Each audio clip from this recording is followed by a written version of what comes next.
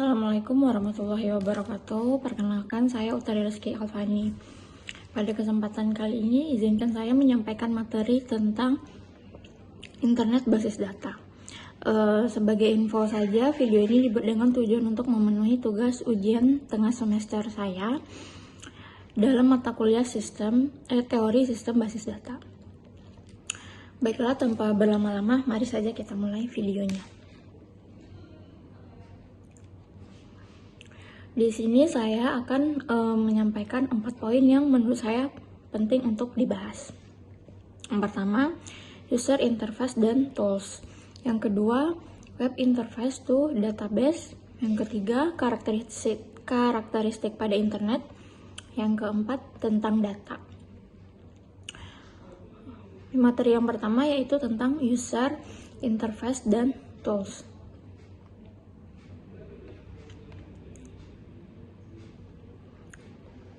Yang pertama, user interface dan tools. Kebanyakan pengguna database tidak menggunakan SQL. Tapi untuk sekarang ini sudah banyak menggunakan SQL. Selain menggunakan SQL, bisa menggunakan forms, graphic user interface atau GUI, report generator seperti Crystal Report, dan lain-lain. Saat ini kebanyakan interface berbasis web-based. Di sisi backend, web server biasanya menggunakan teknologi seperti Java Service, Java Server Page, PHP Hypertext Processor, dan lain-lain. Teknologi internetnya bisa dapat teman-teman lihat di Google, banyak itu contohnya. Yang kedua, web interface to database.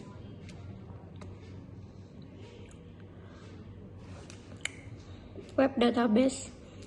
Database pada web dapat dikatakan sebagai sebuah aplikasi yang didesain agar bisa diolah dan diakses melalui internet. Kenapa menghubungkan database ke web? Yang pertama, memungkinkan database dapat diakses dari mana saja. Kedua, menghindarkan adanya proses instalasi software pada setiap perangkat yang akan mengakses database. Ini tujuannya untuk keamanan database kita. Yang ketiga, dapat diakses dari berbagai macam device.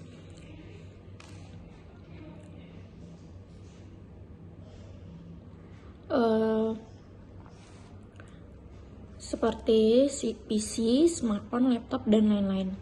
Dengan platform apapun seperti Windows, Linux, Mac, Android, iOS, dan lain-lain.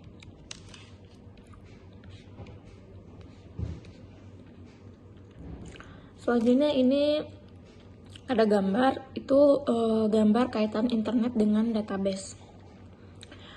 Seperti yang dapat kita lihat, gambar ini memiliki alur connectivity antara klien dan internet, terus manageability aplikasi web servernya oleh klien dan internet.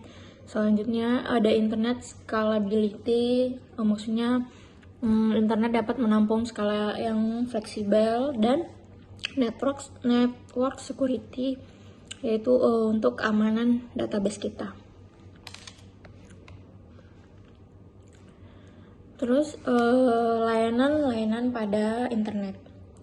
Layanan pada internet itu dapat ada berupa web server, database enable service, directory, security, authentication, email, FTP, firewalls, and proxy server. News or discussion group, document search, load balancing, and caching.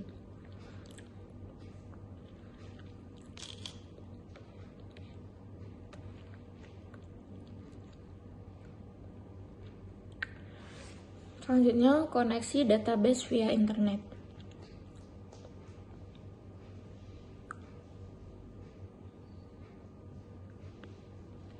Memungkinkan adanya respon dalam waktu singkat. Ini maksudnya adanya layanan-layanan baru dan produk-produk baru itu dapat diakses dalam waktu yang cepat. Yang kedua, layanan pelanggan yang lebih baik. Ketiga, penyebaran informasi yang lebih cepat dan efektif. Maksudnya ini dapat diakses dari mana saja, kapan saja, dan di apa saja media yang digunakan untuk mengaksesnya itu bisa.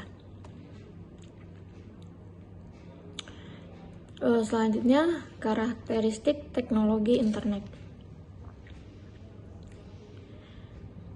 Karakteristik teknologi internet itu ada 2 poin. Yang pertama, kebebasan dari sisi hardware dan software.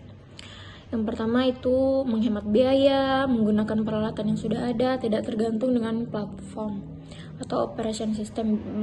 Dia fleksibel, jadi banyak platform yang bisa digunakan. Yang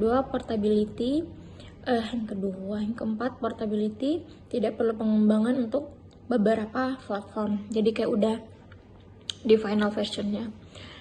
Poin kedua, antarmuka untuk pengguna yang sederhana, mengurangi pelatihan dan itu tuh dia user friendly, jadi tidak perlu ada pelatihan khusus. Kedua, mengurangi layanan aduan pelanggan. Selanjutnya kita masuk ke materi tentang data. Yang pertama, data yang terintegrasi dari berbagai sumber. Yang pertama, dokumen, word processor, gambar, suara, dan film. Jadi data itu banyak jenisnya seperti word, gambar, suara, film, dokumen, dan lain-lain. Yang kedua, metode untuk penyimpanan dan mengambil data. Banyak ya metode yang dapat digunakan untuk menyimpan data, seperti menyimpan data di Google Drive, di hard disk, dan di mana. Ketiga, pengeluaran tambahan yang disebabkan oleh media penyimpanan. Semakin banyak data yang kita simpan, maka semakin banyak pula pengeluaran memori yang digunakan. Keempat, dukungan dari browser di sisi klien untuk objek-objek yang diakses. Yang kelima, ukuran dari database dengan mempertimbangkan data multimedia dan data-data lainnya.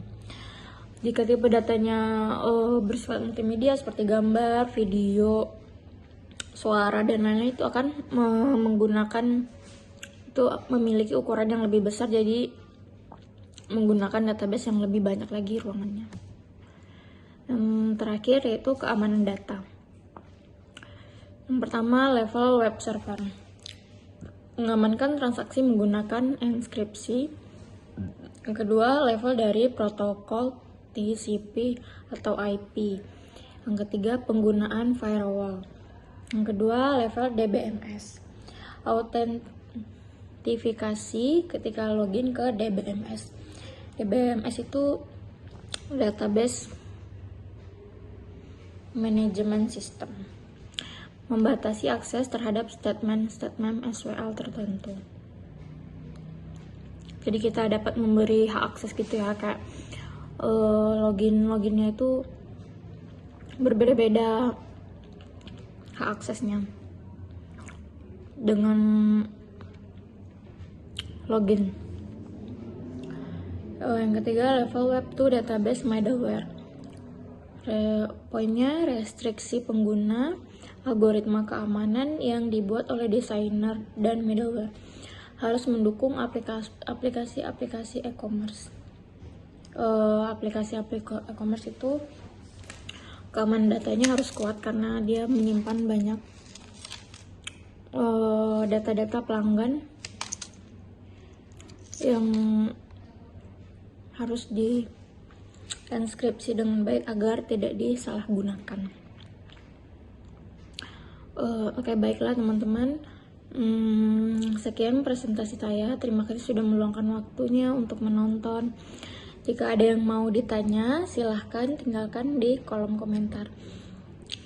Terima kasih.